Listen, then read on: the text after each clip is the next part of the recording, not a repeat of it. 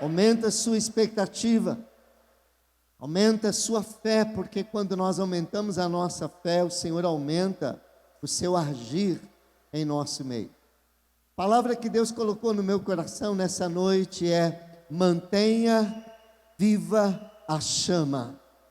Mantenha viva a chama. 2 Timóteo capítulo 1, verso 6. Convido você a acompanhar essa leitura, segunda carta de Paulo a Timóteo, capítulo 1, verso 6.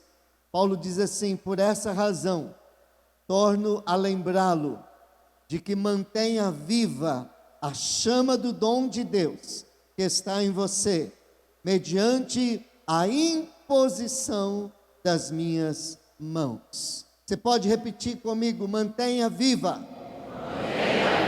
Mantenha viva. Mantenha viva. Mantenha viva a chama. Mantenha viva a chama. Nessa noite vai ser uma noite em que Deus vai avivar a chama do Espírito Santo na sua vida. Eu quero pedir que somente o pessoal da técnica, somente aqueles que precisam realmente se movimentem. Queridos, só os anjos têm liberdade para se movimentar neste lugar. E eles vão se movimentar, eles já estão se movimentando. O Espírito Santo de Deus está se movimentando. E neste momento, você tem liberdade para receber. Você tem liberdade para estar no seu lugar e ser tocado pelos anjos e pelo Espírito Santo de Deus, em nome de Jesus. Então eu quero neste momento clamar ao Senhor que caia sobre esse auditório, em nome de Jesus, um santo temor da presença de Deus, em nome de Jesus, porque nós não estamos num teatro, nós não estamos num cinema, nem numa festa, mas nós estamos diante da presença do Deus vivo e todo-poderoso. E nessa noite Ele quer tocar o seu coração, mas é necessário que haja temor no seu coração. Não é medo não é medo de Deus. Deus não quer que você tenha medo, mas Ele quer que você tenha respeito, expectativa, reverência pela presença dEle. Ele quer se apresentar aqui nessa noite de forma extraordinária, de forma sublime, de forma grandiosa, mas Ele não o fará se não houver reverência em nosso coração. Então, neste momento, querido, os anjos estão já posicionados nessa noite. O Espírito Santo já está pronto para se derramar, mas é necessário que eu e você tenham uma expectativa no coração e um respeito pela presença de Deus que vai ser derramada aqui nessa noite. Amém? Combinado assim? Em nome de Jesus. Aleluia. Queridos, quando Paulo escreve esse texto, 2 Timóteo, Paulo está no final da vida dele. Ele está preso, ele está numa prisão, e o Espírito Santo já tinha revelado para ele que ele está prestes a morrer. Paulo morre decapitado. Ele diz que ele cumpriu o chamado, ele cumpriu o propósito, ele combateu o bom combate, mas ele guardou a fé, ele guardou a chama do avivamento até o final da sua vida. E ele escreve a um jovem pastor chamado Timóteo, que talvez a essa altura não seja tão jovem mais, mas esse jovem Timóteo, ele conheceu Jesus através da vida de Paulo, ele foi batizado por Paulo, ele foi discípulo de Paulo, ele andou com Paulo nas viagens missionárias pela Europa, pela Ásia, ele andou com Paulo, ele recebeu de Paulo, e ele se tornou um jovem pastor. Mas agora, alguns anos se passam, Paulo está na prisão, uma grande perseguição se levanta contra a igreja. Os cristãos começam a perder suas propriedades, eles começam a ser presos, eles começam a perder sua vida, e muitos estão debandando na fé. Paulo ele vai dizer nessa carta que muitos o abandonaram, e a essa altura somente uma pessoa ficou com ele, pessoas estão falando mal de Paulo, pessoas estão se levantando contra o evangelho, a perseguição contra a igreja está acirrada. Paulo, ele está para morrer, e o seu sucessor, o seu discípulo amado, o seu discípulo no qual ele apostou todas as suas fichas, ele está desanimado, ele está frio na fé. Paulo recebe notícias de que o desânimo tomou conta de Timóteo. Aquele Timóteo tão cheio do Espírito, aquele Timóteo tão incendiado por Deus, aquele Timóteo tão apaixonado pelo Senhor. Paulo recebe notícias de que o Timóteo está frio na fé. E Paulo então resolve escrever para Timóteo e dizer: aviva a chama do dom de Deus que está em você, que você recebeu mediante a imposição das minhas mãos. Ao que tudo indica, Timóteo está fraquejando na fé. E Paulo escreve para animar, Paulo escreve para encorajar, Paulo escreve para mandar fogo sobre a vida de Timóteo. Porque Paulo enfrentou tudo, Paulo passou por tudo, mas Paulo não deixou morrer a chama do avivamento na sua vida e no seu coração. Ele foi preso, ele foi chicoteado, ele passou por naufrágio, ele passou por calúnias, ele passou por nudez, por frio, ele foi picado por cobra, ele passou por muitas coisas em nome de Jesus, ele passou por injustiças.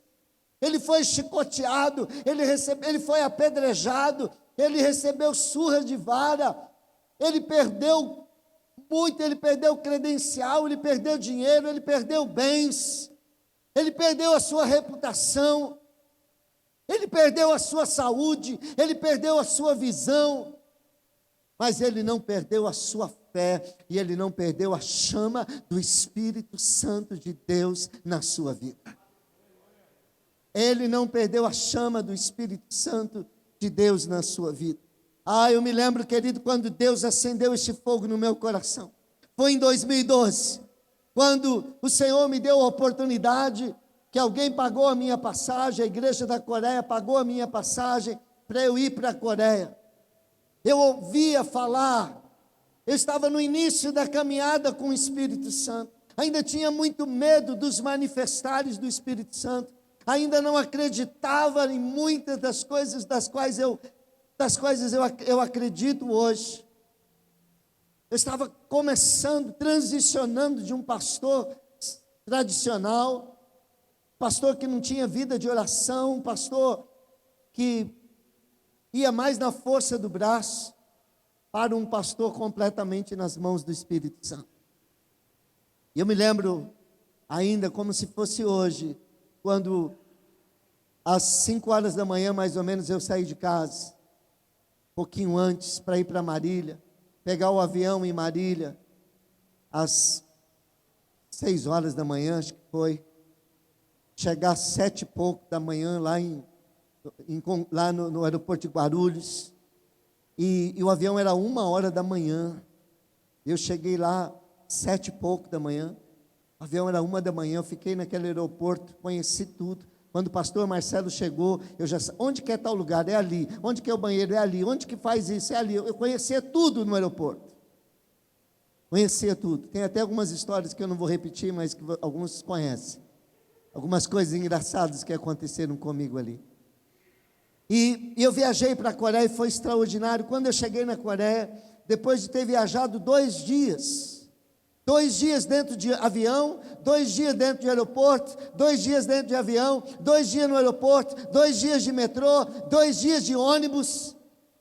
Finalmente cheguei na Coreia, na igreja do pastor Yun.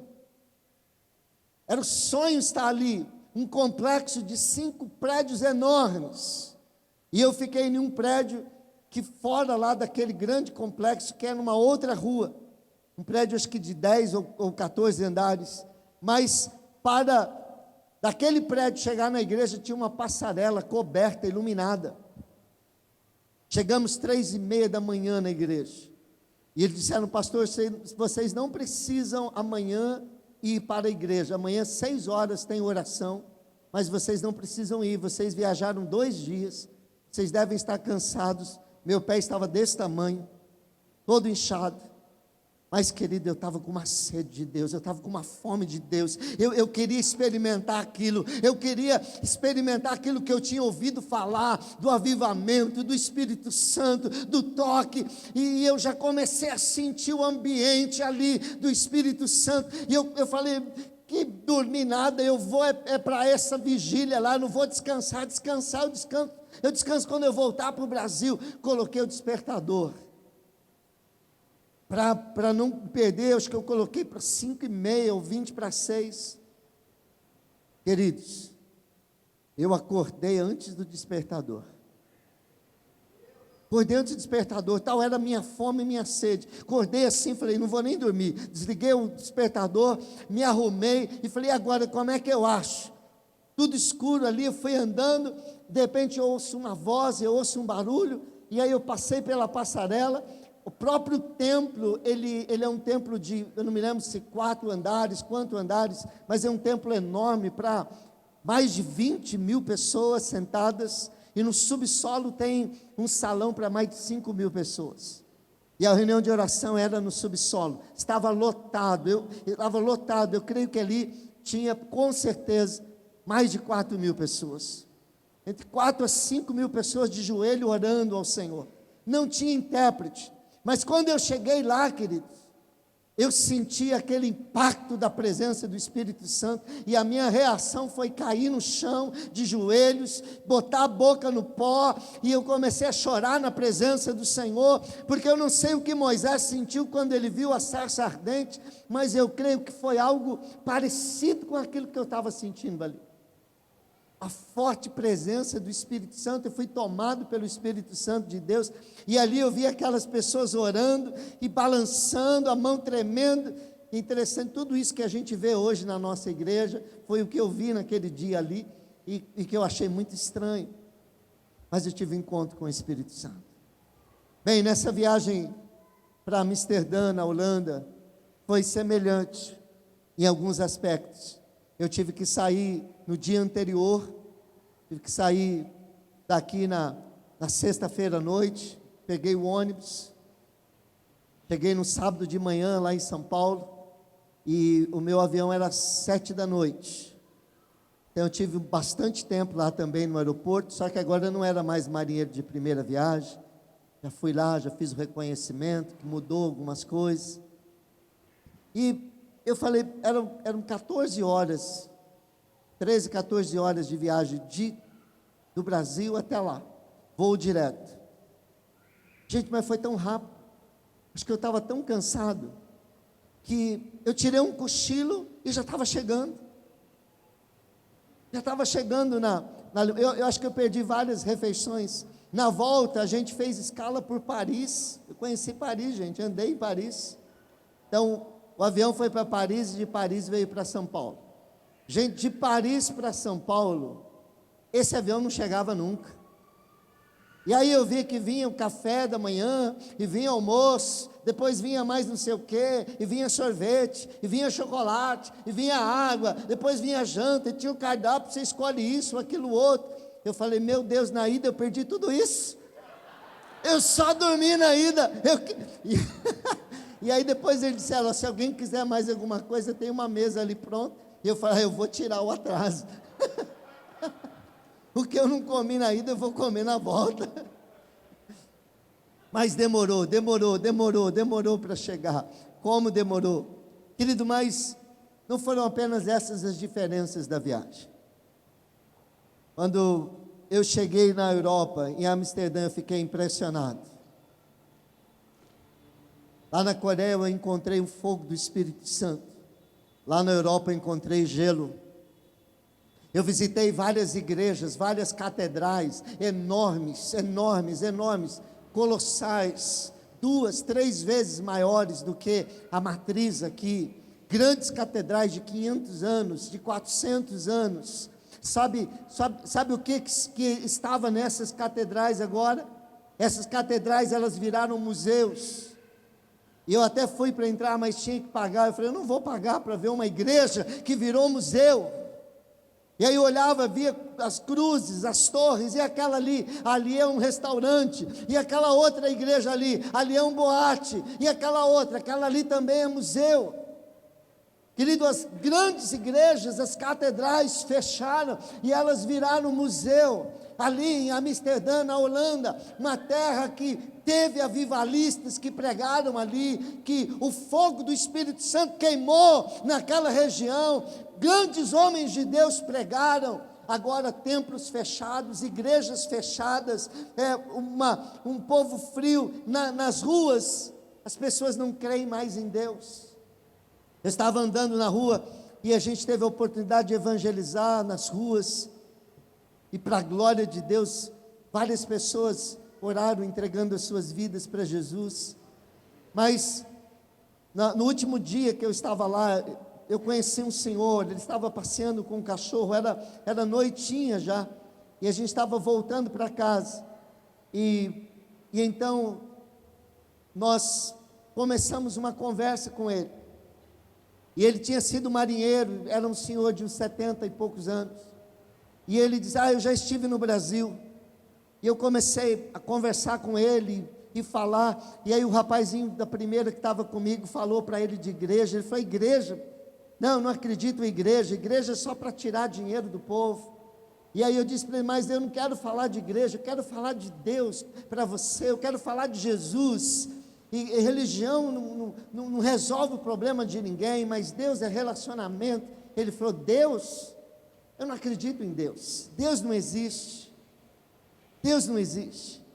Eu falei, eu não acredito em Deus. Eu falei, o senhor não acredita em Deus, mas Deus acredita no senhor.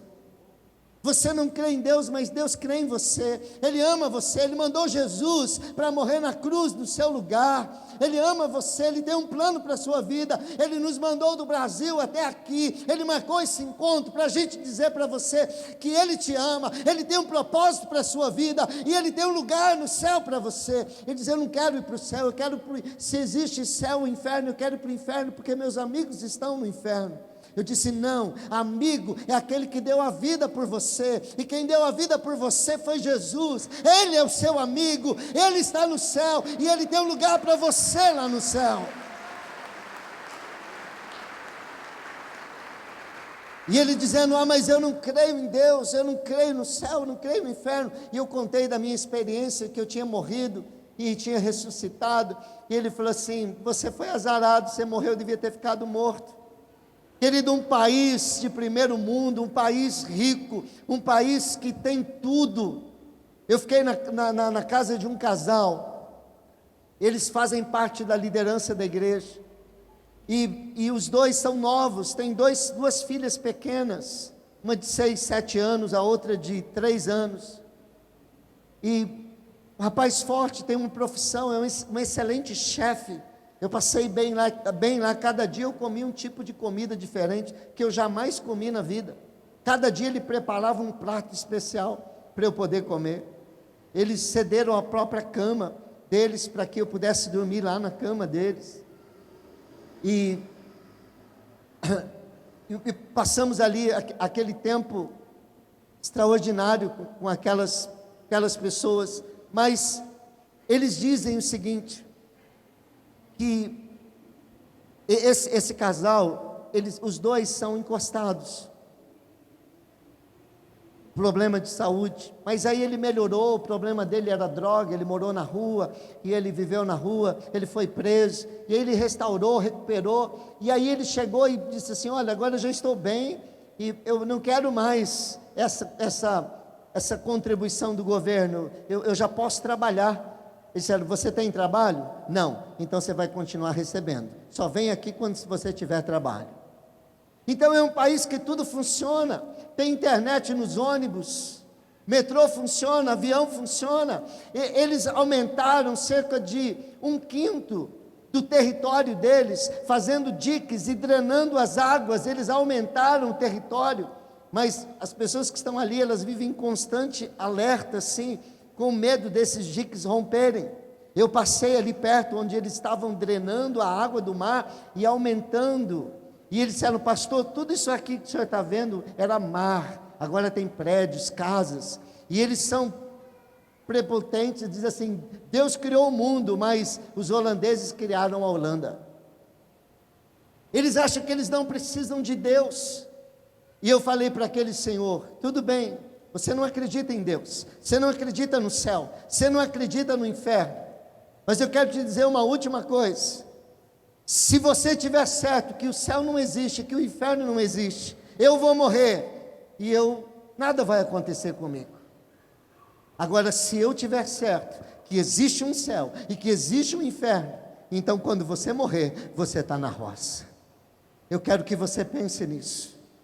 E ele saiu pensativo, e eu creio que a semente do Evangelho ficou naquele coração.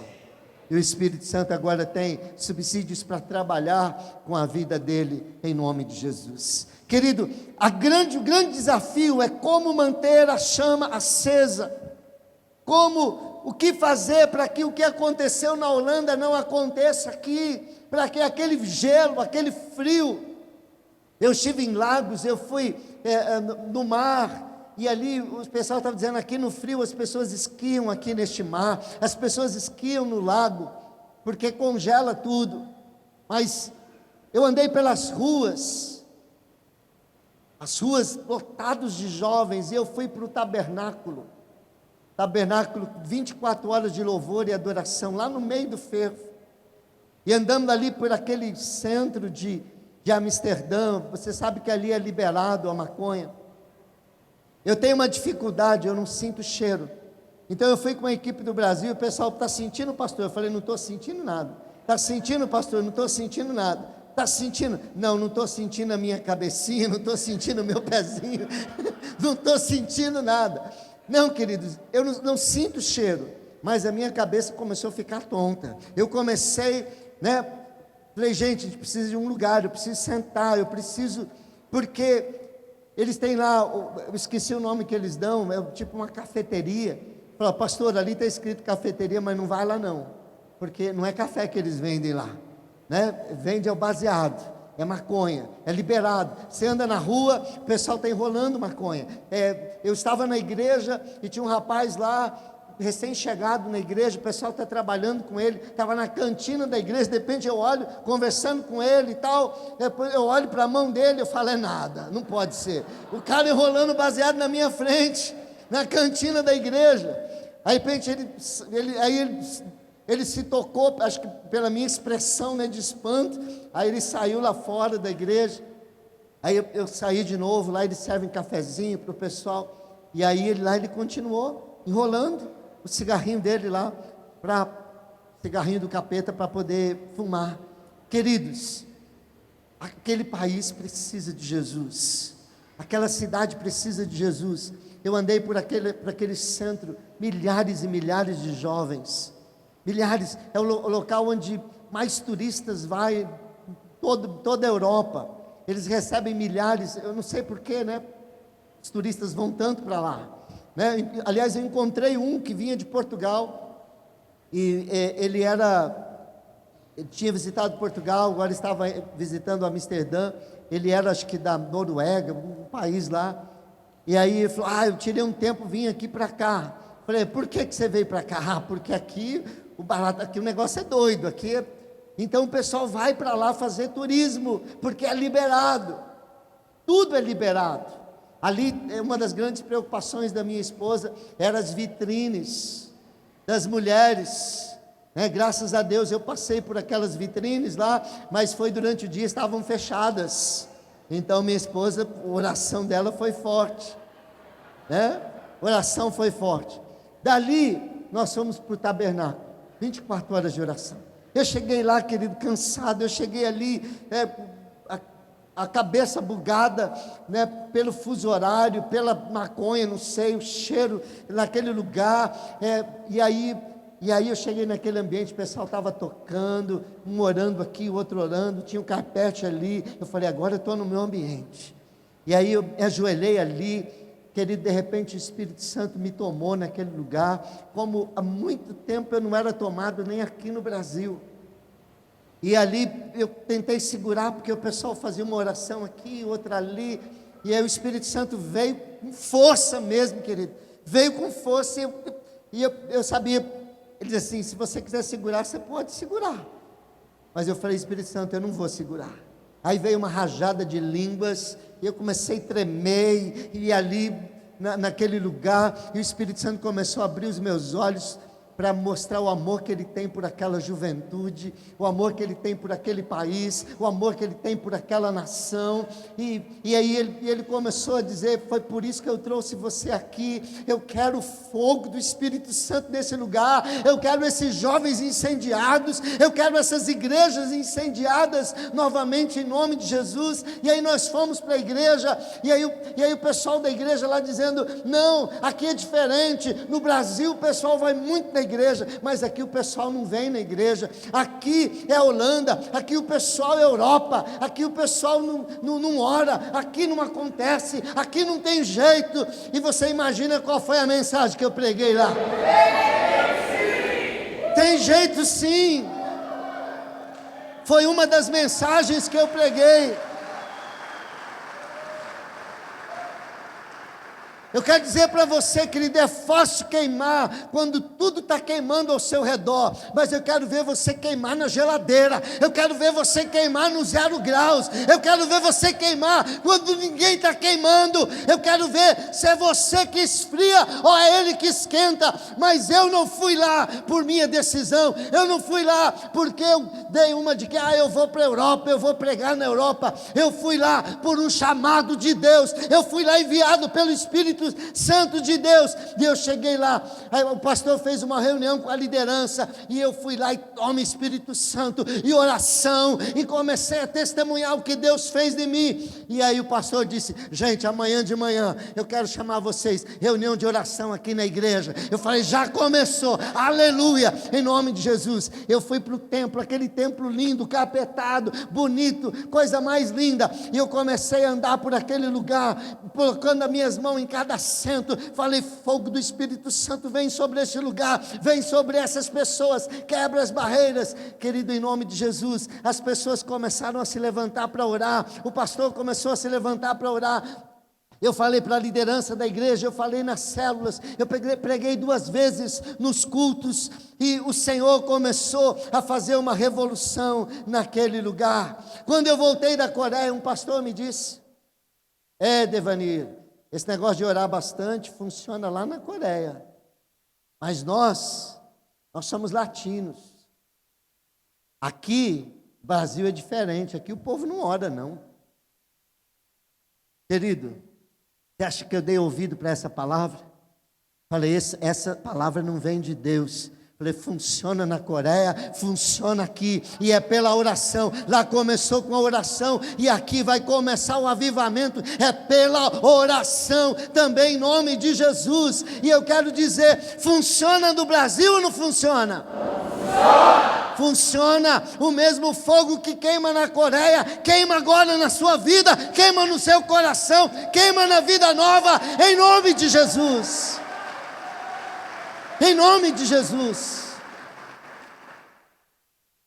Pensei comigo: sabe de nada, inocente. Funciona na Coreia, funciona no Brasil, funciona em Amsterdã também. O mesmo fogo que queima lá vai queimar aqui, em nome de Jesus.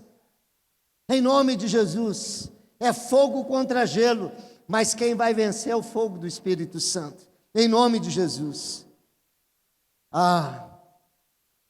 Extraordinário, querido, extraordinário. Como manter o fogo aceso? Decida ter fome de Deus, decida ter uma vida de oração, decida ter uma vida de jejum, decida andar com quem está queimando. Pastor, lá já haviam falado para ele do face a face, ele disse: não quero face a face não sei o quê. E aí eu comecei a conversar com ele, eu comecei a botar sal na boca dele.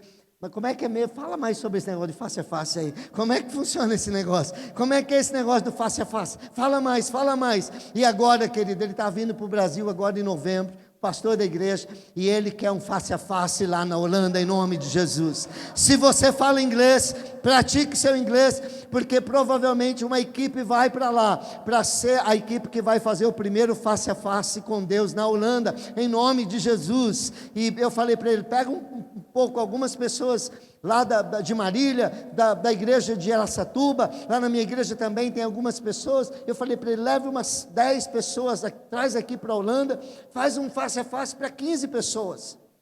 Não precisa fazer um face a face para 200 pessoas. E aí essas 15 vão ser treinadas, e aí já marca um face a face para o final de semana seguinte. Essas 15 já fizeram, treinadas, agora elas vão ministrar no próximo face a face, com a cobertura dos brasileiros que vão estar lá. E vai ser extraordinário. E o pastor está empolgado, ele está interessado, e o avivamento vai vir sobre a Holanda em nome de Jesus. Em nome de Jesus, querido, Amsterdã vai ser um celeiro de missões, porque o mundo está reunido em Amsterdã. Eu nunca vi tanta gente diferente lá. Lá tem gente do mundo inteiro. Na igreja tinha gente da África, tinha gente da América do Sul, tinha gente da Ásia, gente da América do Norte, tinha canadense, gente do Japão, da China, gente de todos os lugares do mundo ali, queridos. Se aquele lugar incendiar, dali vai para o mundo. Vai para o mundo, as pessoas vão lá para fumar um baseado, mas ao invés de um baseado, elas vão encontrar o poder do Espírito Santo, a dinamis do Espírito Santo na vida delas, em nome de Jesus. Aleluia. Eu fiquei na casa deste casal, e eles mandaram para mim uma mensagem depois que eu saí. Eles escreveram um cartão, quando eu estava vindo embora. Eles são parte da liderança da igreja. E eles disseram: pastor, muito obrigado. O Senhor trouxe vida de oração de volta para a minha casa. Vida de oração. Eu creio que a igreja lá agora vai viver um poderoso avivamento, porque eles começaram a orar. Eles pegaram o segredo. Falei: eu não vim aqui trazer estratégia para vocês, eu vim trazer o segredo. O segredo é a intimidade com Deus, é a oração, é o poder do Espírito Santo de Deus em suas vidas, em nome de Jesus. Eu quero que você assista um pedaço de um vídeo. Eu assisti 2 filmes. Lá eu contei sobre a minha história, quando eu morri por 40 minutos. Na volta eu assisti um filme que me falaram, eu não sabia. E no avião, eu assisti vários filmes no avião. E foi desses filmes, de um garoto que morreu. Ele caiu num lago congelado e ele morreu. E ele foi para o hospital e eu não sei como é que é o nome em português. Superação. O milagre da fé. E a mãe, então, os médicos dizem: morreu, não tem mais jeito, é constatado morto. E a mãe chega lá e começa a clamar, ela começa a orar, ela começa a clamar, e de repente o monitor começa pip, pip, pip, pip, e o menino volta à vida. E ele fica lutando entre a vida e a morte na UTI, a mãe orando e orando e orando, e ele acorda sem nenhuma sequela, para a honra e glória do nosso Deus. Eu chorei o filme inteiro, porque eu vi a história da minha vida, foi o que Deus fez comigo. Quando eu tive um infarto, meu coração parou por 40 minutos, e o Senhor me trouxe a vida novamente. É o que o Senhor precisa fazer com a igreja da Europa. O Senhor precisa ressuscitar a igreja da Europa, e é o que Ele está fazendo. Esse vídeo não é desse filme, é da Capitã Marvel. E como a gente tem ouvido de alguns homens de Deus que tudo fala, você começa a assistir filme, você começa a ver Deus em tudo. Tem gente que vê demônio em tudo, eu prefiro ver Deus em tudo. E eu estava então vendo ali, e aí tem uma cena, que é essa cena que, quando eu vi aquela cena, foi na volta, depois de ter tido toda essa experiência, foi quando eu assisti esse filme. E quando eu vi aquela cena, veio no meu coração, eu não sei se foi de Deus ou de mim mesmo. Assim, a Capitã Marvel, ela representa a igreja. E a Capitã Marvel representa a igreja no Brasil, que está começando a viver um poderoso avivamento. E do outro lado, a inimiga dela representa o diabo, que tem esfriado a igreja na Europa. E tem o gelo da Europa, está vindo para a América.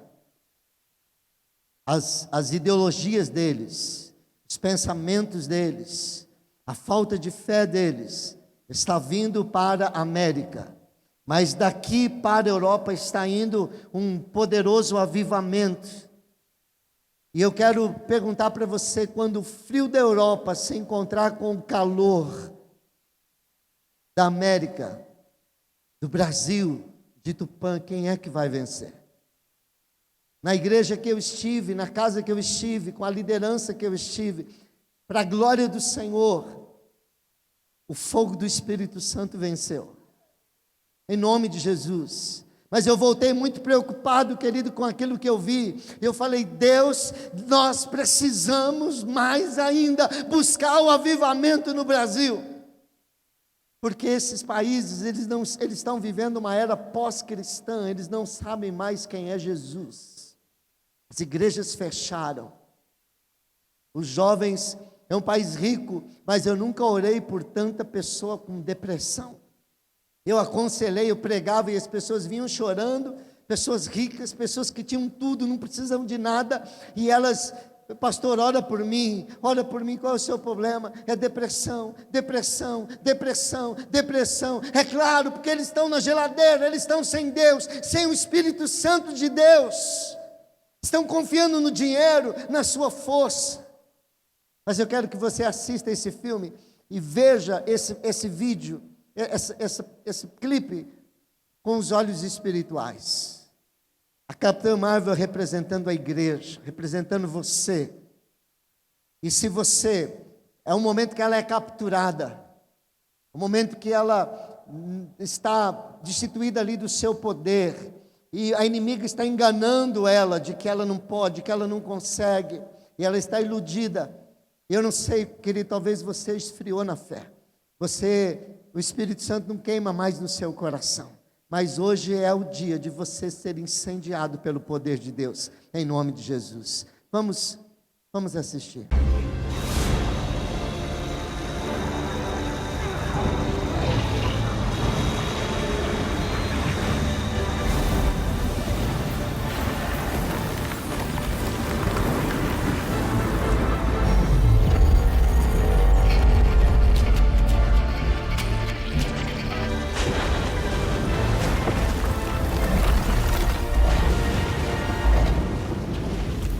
Sempre lutei com um braço amarrado para trás. Mas o que pode acontecer quando eu estiver livre?